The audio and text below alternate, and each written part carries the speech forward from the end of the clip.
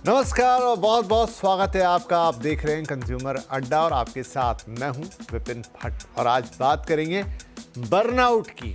किस बर्नआउट की? Office place या वर्क प्लेस बर्नआउट की। जो बर्नआउट आपको काम करते वक्त होता है।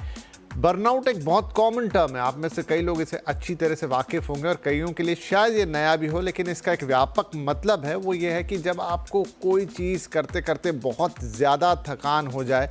ये थकान किसी भी प्रकार की हो सकती है, मतलब आप कंप्लीटली एग्जॉस्ट हो जाएं, फिर उसके अपने साइड इफ़ेक्ट आने शुरू होते हैं। लेकिन आज हम पर्टिकुलर बात कर रहे हैं वर्क प्लेस बर्नआउट की। जो थकान या जो बर्नआउट हमें महसूस होता है अपने जॉब में, अपने काम में, क्यों होता है, किस लिए होता है, कैसे इससे छुटकारा मिल सकता है, कैसे इसके उपाय किए जा सकते हैं, सारी बातचीत हम करेंगे। क्योंकि लगभग सभी लोग जो काम करते हैं कभी ना कभी अपने करियर में या कई बार भी अपने करियर में बर्नआउट का शिकार होते हैं। और ये तब बहुत इंपॉर्टेंट हो जाती है बातचीत जब हमारी लाइफ आज की जो है, जो खास तौर पे महानगरों की या इवन टीयर 1 टीयर 2 में भी अब स्थिति होने लगी है, जहाँ पर लाइफ का पेस बहुत तेज़ हो गया। ट्रैफिक में फंसने, ऑफिस पहुँचने, दिन भर काम करने, सोशल मीडिया से जूझने और रिलेशनशिप से गुजरने के बाद आपके ऊपर कई तरह का मानसिक तनाव इकट्ठा होता है और कई बार वो भी बर्नआउट की शक्ल लेता है। तो राइट, सबसे पहले कुछ स्टैटिस्टिक्स आपको बताते हैं कि भारत इस मामले में कहाँ खड़ा है और इसीलिए हम ये शो कर भी रहे हैं। देखिए, मैकिन्जी की रिपोर्ट है, बर्नआउट सिम्टम लगभग 60% ही कह दूं मैं इसको, भारत की ये बात कर रहे हैं, 60% कामकाजी लोगों में वो देखे गए हैं। ये नंबर जो है बाकी दुनिया के मुकाबले 3 गुना ज़्यादा है। इसका औसत number rest of the world के लिए 20% के आसपास है, लेकिन हमारे यहाँ तकरीबन 60% है। तो पहला ये भी सवाल उठता है कि भारत में ये परसेंटेज इतना बड़ा क्यों है। दूसरा, वर्क प्लेस की थकान 62% से ज़्यादा लोगों को लगती है। ये भी number rest of the world के मुकाबले, बाकी दुनिया के मुकाबले करीब 3 गुना पर ही खड़ा है। तो इन नंबर से हमें एक अलार्म, एक चेतावनी मिलती है। इसके अलावा भारत में कामकाज का कल्चर क्या है, तो देखिए, सप्ताह में ऑलमोस्ट 50 घंटे काम या उससे ज़्यादा या उसके आसपास 51% लोग करते हैं और औसत काम भी 46 घंटे से ज़्यादा का है हिंदुस्तान में, और ये औसत भी पूरी दुनिया के मुकाबले ज़्यादा है। तो ये वो नंबर्स हैं, ये स्टैटिस्टिक्स हैं। क्या यही इसके लिए ज़िम्मेदार हैं? आप आगे हम चर्चा में निकाल के लाएंगे। और क्या होता है ये वर्क प्लेस बर्नआउट, क्या इसके सिम्टम हो सकते हैं, कैसे आप इससे डील करेंगे, ये सारी बातें आज हम करने जा रहे हैं। हमारे साथ कार्यक्रम में शामिल हो रहे हैं टीम लीज डिजिटल की सीईओ नीति शर्मा, क्लिनिकल साइकोलॉजिस्ट डॉक्टर चिराग जैन और ग्लोबल हंट के एमडी सुनील गोयल। तो नीति, मैं आपसे शुरुआत करता हूँ। इंडिया में ये नंबर इतना ज़्यादा क्यों है? हमने देखा ऑलमोस्ट 60% है जहाँ बर्नआउट के सिम्टम लोगों में दिखते हैं। रेस्ट ऑफ द वर्ल्ड वो 1/3 है नंबर। क्या कारण है कि इंडिया में इतना ज़्यादा है? क्योंकि आपने जैसे विपिन कहा कि टीयर 1 में और टीयर 2 में हमको ना सिर्फ काम करने का स्ट्रेस है, बट ट्रैवल का स्ट्रेस है कि हमको 1-2 घंटे कहीं पर भी जाने का हमें एक्चुअली टाइम लगता है। उसके साथ साथ जो हम लोग काम करते हैं, वो डेफिनेशन, अगर हमारे गोल सही नहीं होते, अगर हमारे पास इकोसिस्टम सही नहीं होता है, तो ये बर्नआउट ऑब्वियसली ज़्यादा होगा। दूसरी एक बात है कि हम ट्रेडिशनली इंडिया में मंडे टू सैटरडे या मंडे टू फ्राइडे हम काम कर रहे हैं, 8 घंटा 9 घंटा काम कर रहे हैं। कई लोग आजकल बात कर रहे हैं हफ्ते में 70 घंटे काम करने की।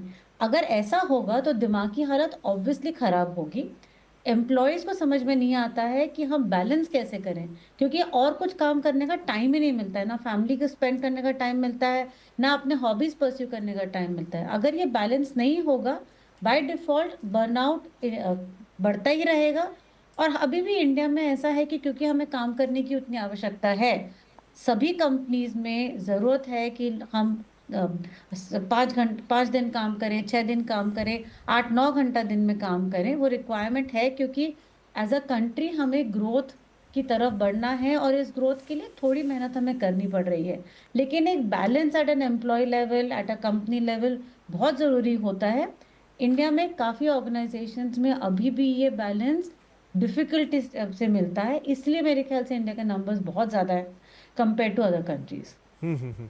सुनील साहब, ये रिपोर्ट जब और इसमें डीप डाउन करते हैं तो ये बताती है कि जितनी ऑर्गेनाइजेशन छोटी हैं उनमें ये कल्चर ज़्यादा है। जहां बड़ी ऑर्गेनाइजेशन है या बड़े कॉरपोरेट्स हैं कंपैरेटिवली वहां ये स्थिति कम है, लेकिन जो छोटे ऑर्गेनाइजेशंस हैं वहां पर ये नंबर। इसका कोई खास कारण कि क्या ज़्यादा सैलरी पे नहीं कर सकते हैं या ज़्यादा लोगों को हायर नहीं कर सकते हैं तो ऑटोमेटिकली वो सिचुएशन बन जाती है? जबकि हम तो सुनते हैं आजकल की जो छोटी या नई कंपनियां या जो स्टार्टअप्स हैं, अगर हम डिस्टिंक्ट करें यहाँ की छोटी कंपनियों में, हम उनको भी गिन रहे हैं, तो वहाँ तो वर्क कल्चर वो बेटर बनाने की कोशिश करते हैं। ये सिचुएशन कैसे समझें?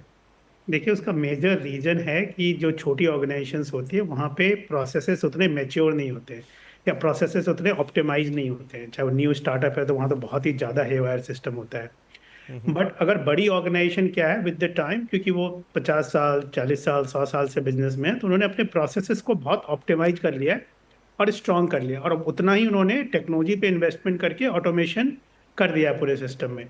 जब आपके इन्वायरमेंट में, आपके वर्क में ऑटोमेशन होता है, तो आपके लिए वही उसी काम को शायद ज़्यादा प्रोडक्टिव आप कर पाते हैं कम एफर्ट लगा के। तो वहाँ पे बर्नआउट बोलिए या एक एक जो स्ट्रेस लेना पड़ता है एक एम्प्लॉय को या एक रिसोर्स को उसी काम को कंप्लीट करने के लिए, वो रिड्यूस हो जाता है। और हर चीज़ के अलग अलग डिपार्टमेंट बने होते हैं, जिसमें कि अगर आपने एक एक्टिविटी है तो आप उसके लिए रिस्पॉन्सिबल हो, और रिपीटेटिव एक्टिविटी कर करके आप उसके लिए स्मार्ट हो जाते हो। उसके बाद की अगर कोई एक्टिविटी है तो उसका नेक्स्ट डिपार्टमेंट स्पेशलिस्ट है, वो करेगा इस पे काम। और छोटी ऑर्गेनाइजेशन में शायद एंड टू एंड या 50-60 up to % of the activity एक ही इंडिविजुअल को करना पड़ता है। तो वहाँ पे ये जो ज़्यादा स्ट्रेस जो होता है या बर्नआउट होता है वो वहाँ पे ज़्यादा हो जाता है, क्योंकि आप हर पूरे दिन में एक अलग अलग एक्टिविटी से जूझते हैं। कई बार होता है कि एक ही डिफिकल्ट कस्टमर या स्टेक होल्डर आपको मिल गया, इंटरनल या एक्सटर्नल, उसने बात बिना बात के आपका पूरा दिन खराब कर दिया है, किसी ने कुछ ऐसी चीजें बोल दी। तो एक कल्चर इंटीग्रेशन जो होता है जहाँ पे कि हर काम की रिस्पेक्ट, हर चीज का एक, कि मैं जब तक अपना काम पूरा ना करूं मैं तब तक दूसरे से ना पूछूं, या मेरा एक टाइम लिमिट है कि इस टाइम लिमिट पे काम हो जाए। ये सारे थोड़े कल्चरल एंड थोड़े मुझे लगता है टेक्नोलॉजी इन द प्रोसेस के इश्यूज है, जिसकी वजह से हम भी मैच्योर हो रहे हैं। अगर मेरे से आप पूछेंगे तो पिछले 5 या 10 सालों में जितने चेंजेस आए हैं हमारे यहाँ ऑर्गेनाइजेशन में, शायद इस 10 साल पहले परसेंटेज और भी बुरा था, बट जी। पिछले 10 सालों में शायद हम भी ग्लोबलाइज्ड हो गए, हमारे यहाँ भी बहुत सारी ग्लोबल कंपनी सेटअप हो गए, लोगों के एक्सपीरियंसेस आए, गुड चीज़ें वहाँ से लर्न करी हैं। और मिड साइज जो कंपनीज हैं जो ग्रो करना चाहती है, वो अच्छे लोगों को अट्रैक्ट करना चाहती हैं, एक्साइटमेंट देना चाहती हैं, तो पैसे के अलावा भी आपको वर्क इन्वायरमेंट, एक वर्क वर्क फिजिबिलिटी, एक एक जी। कहते हैं ना मोटिवेटेड इन्वायरमेंट रहना बहुत जरूरी है। और वो सिर्फ आप नहीं, आप कुछ सही कह रहे हैं। बेनिफिट या पे करके नहीं हो सकता, आपको एक वर्क प्लेस भी देना होता है। इसलिए अच्छे अच्छे आप देखेंगे राइट, तो आप ठीक कह रहे हैं सर, क्योंकि पिछले 10 सालों में इम्प्रूवमेंट आया है। और ये बर्नआउट पहले भी, जैसा आपने कहा, पहले तो स्थिति बहुत खराब थी, लेकिन हमने तो कभी सुना ही नहीं कि किसी ने बर्नआउट शब्द का भी इस्तेमाल किया हो। लेकिन अब वो अवेयरनेस भी आ गई कि हम इन सारी बातों को डिस्कस कर रहे हैं। तो डॉक्टर चिराग जैन हमारे साथ हैं, क्लिनिकल साइकोलॉजिस्ट हैं। डॉक्टर साहब, ये बताएं कि मैं अभी जब पढ़ रहा था इन सब चीज़ों के बारे में, तो उसमें उन्होंने डिस्टिंक्शन खींचा कि एक वर्क प्लेस पे स्ट्रेस एक अलग चीज़ है, लेकिन बर्नआउट एक डिफरेंट फिनोमेना है। कैसे समझे हम इसको कि क्या स्ट्रेस है, वो कैसे बर्नआउट में तब्दील होता है, टेक्निकली क्या है बर्नआउट?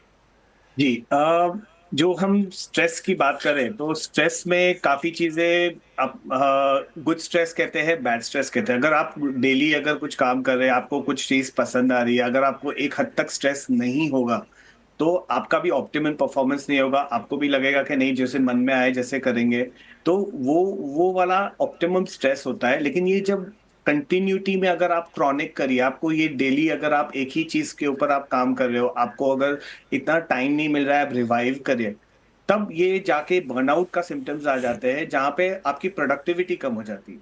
स्ट्रेस एक हद तक होना और होता ही है, क्योंकि बिना स्ट्रेस के अगर आपको कोई टाइम जोन नहीं, टाइम लिमिट नहीं हो, अगर आपको आपके सेफ जोन से अगर आपको ज्यादा काम, अगर ज्यादा डिफिकल्ट काम नहीं दे तो आपको भी मोटिवेशन नहीं होगा। लेकिन अगर ये ओवरवेल्म हो जाए, जैसे अगर आपने स्टार्टअप की बात की, तो स्टार्टअप में अगर आपके पास रिसोर्सेस कम होंगे, अगर आपके पास लोग कम होंगे, तो एक आदमी 2 जन का काम करेगा तो डेफिनेटली बढ़ जाएगा। अगर किसी ने लीव ले ली, अगर बड़े ऑर्गेनाइजेशंस में है तो एक पे ज्यादा लोड आ गया, तो उसके उसके ऑप्टिमम लेवल से वो ज्यादा जा रहा है, तो वहां पे एक बहुत ये बर्नआउट की सिम्टम्स है।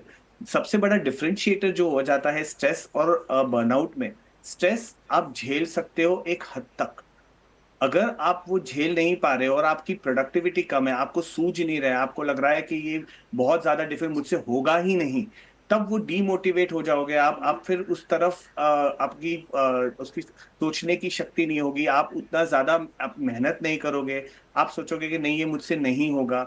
तो यहाँ आपको ये अलार्म सिस्टम हो जाता है कि यहाँ ये बर्नआउट हो रहा है। तो ये सबसे ज्यादा जरूरी है ये समझना, स्पेशली जहां मेंटल वर्क ज्यादा होता है, जहां से ऑफिस वर्क ज्यादा होता है।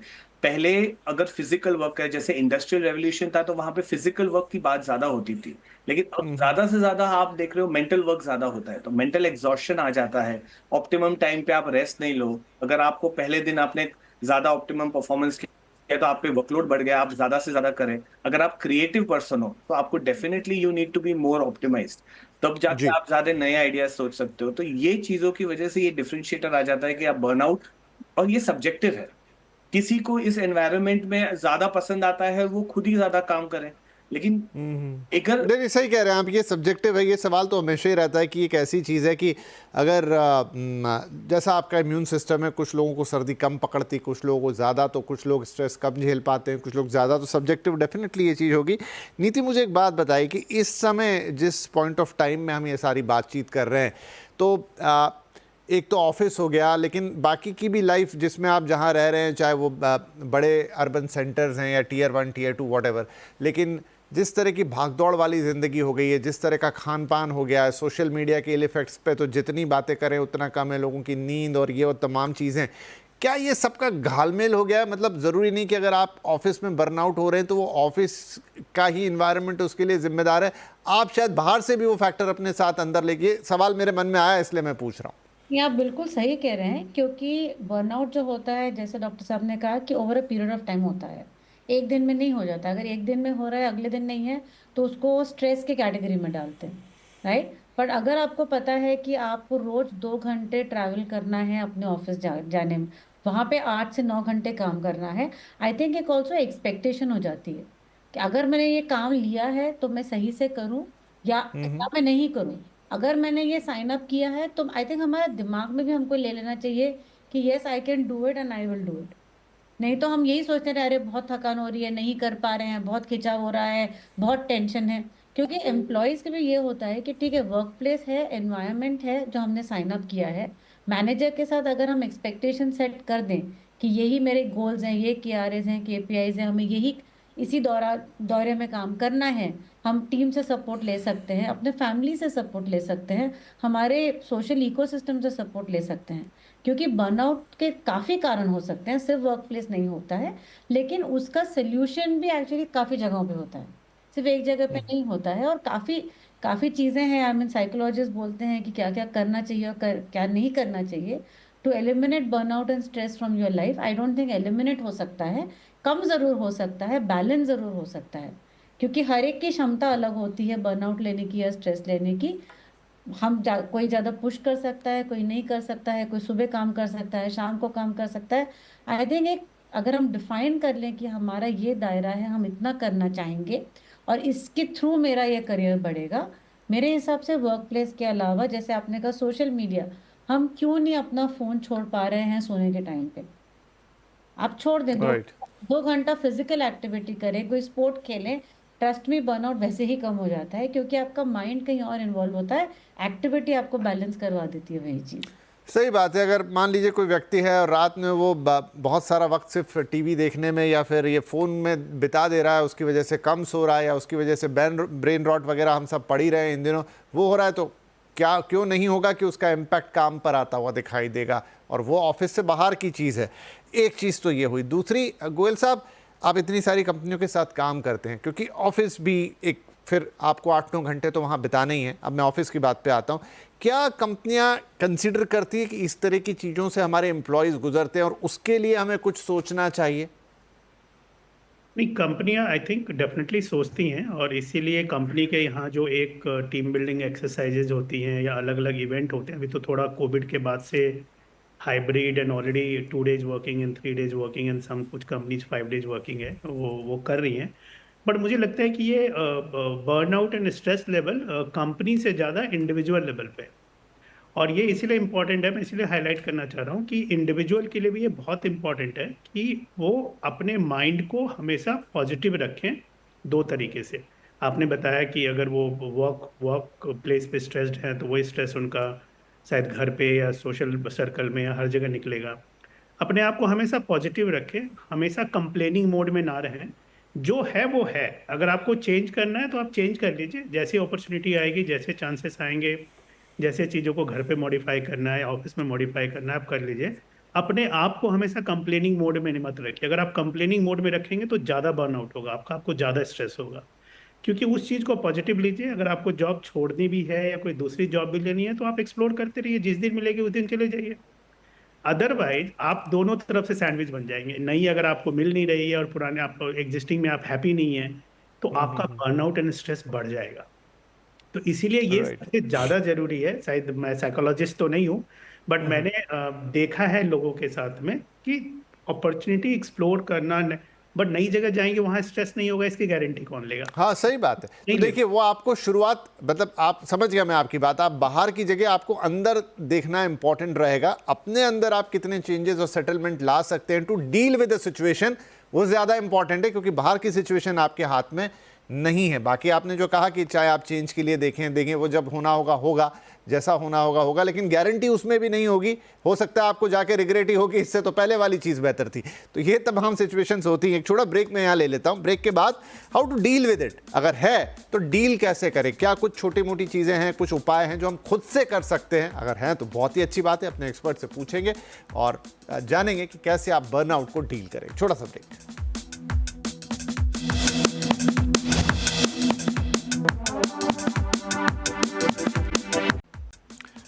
Welcome back. आज बात हो रही है वर्कप्लेस बर्नआउट की, कि अगर आप उसके शिकार हैं तो उससे कैसे छुटकारा मिल सकता है। ब्रेक से पहले हमने इस पर डिटेल बातचीत की और अब थोड़े सॉल्यूशन की तरफ क्विकली। चिराग साहब, कैसे इसे डील किया जाए, आप कैसे इससे डील कर सकते हैं, इससे बाहर निकल सकते हैं?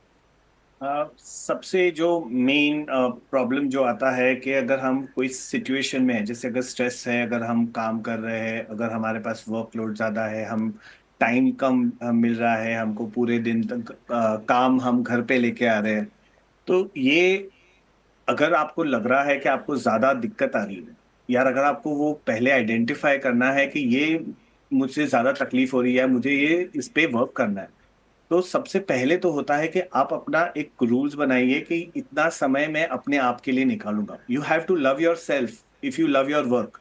अगर आप खुद को प्यार करोगे तो ही आप अपने काम को कर सकते हो, तभी आप ऑप्टिमाइज काम कर सकते हो, नहीं तो फिर उसमें गलतियां होगी अगर वो चीज आपकी ऑप्टिमम लेवल पे नहीं होगी। तो सबसे पहले तो ये चीज करना है कि कुछ समय अपना घर, ऑफिस को घर नहीं लाना है, और वैसे ही रिवर्स भी नहीं होना चाहिए। दूसरी, जैसे आपने सोशल मीडिया से बात की, सोशल मीडिया की गई कि सोशल मीडिया पहले नहीं था, तो आपको लगता है कि कोई फलाना यहाँ पे घूम रहा है, कोई फलाना ऐसे एंजॉय कर रहा है, मैं नहीं कर रहा हूँ। तो ये सबसे बड़ा फिनोमेना है जिससे हम कंपैरिजन करते हैं। तो ये हमें पता होना चाहिए कि उसने उसका काम करने के बाद किया होगा या उसकी कोई अलग सिचुएशन होगी। तो ये जो कंपैरिजन की वजह से ज्यादा हमें महसूस होता है कि नहीं, हम ओवरवेल्म है, और ये सबसे बड़ी दिक्कत आ जाती है जहां पे हमें लगता है कि नहीं, एवरीबडी इज एंजॉयिंग, सबको मिल रहा है, मुझे नहीं, मैं, मुझे ग्रोथ नहीं है यार, एक्स वाई जेड। तो ये कंपैरिजन नहीं करना, वो सबसे ज्यादा आपको समझना है। और थर्ड जो मोस्ट इंपॉर्टेंट है कि आपको ना कहना पड़ेगा।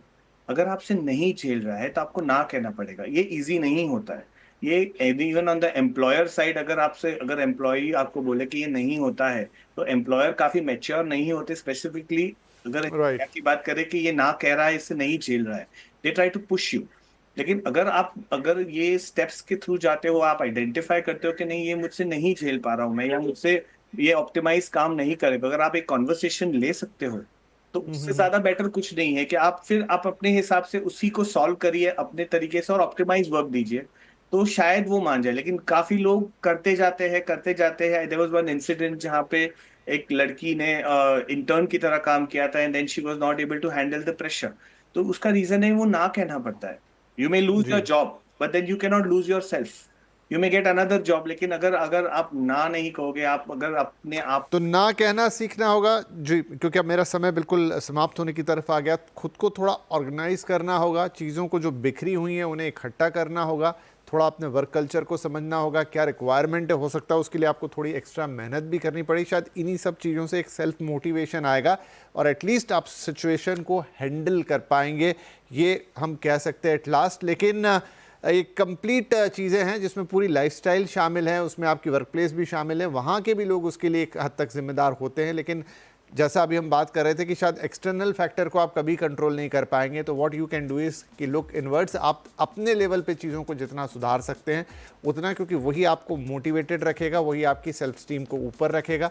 अपने काम को बेहतर कीजिए, थोड़ा ऑर्गेनाइज बनिए और डिसिप्लिन खुद में लेकर आइए, तो आप उन चीज़ों से हैंडल बेटर कर पाएंगे रादर देन कि आप उससे परेशान हो और बर्नआउट का शिकार हो। बहुत बहुत धन्यवाद आप तीनों ही मेहमानों का इस कार्यक्रम में हमारे साथ शामिल होने के लिए। नमस्कार।